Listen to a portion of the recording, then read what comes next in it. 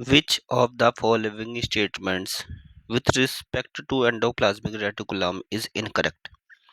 तो कौन सा ऐसा चारों में से एक स्टेटमेंट है जो कि एंडोप्लाज्मिक रेटिकुलम से रिलेटेड है और वो इनकरेक्ट भी होना चाहिए? तो इनकरेक्ट वाला हमें स्टेटमेंट बताना है।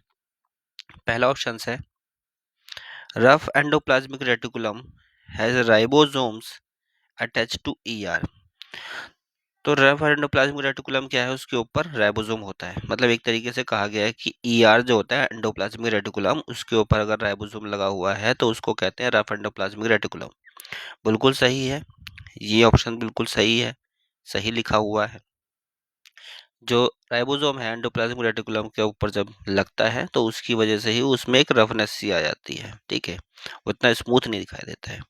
तो स्टेटमेंट राइट है। नेक्स्ट है smooth endoplasmic reticulum is devoid of ribosomes. अब इसके ऊपर राइबोसोम्स नहीं है, इस वजह से ये स्मूथ अपीयरेंस है इसका।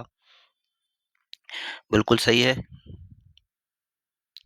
नेक्स्ट ऑप्शन है in prokaryotes only rough endoplasmic reticulum is present.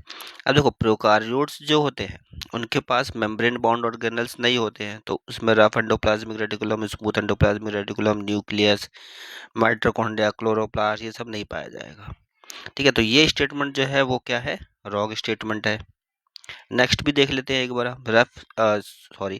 Smooth endoplasmic reticulum are the site of lipid synthesis. Smooth endoplasmic reticulum जो है वहाँ पर लिपिड सिंथेसिस होता है। बिल्कुल सही है, लिपिड सिंथेसिस होता है, स्टेरॉइड्स हार्मोन सिंथेसिस होते हैं।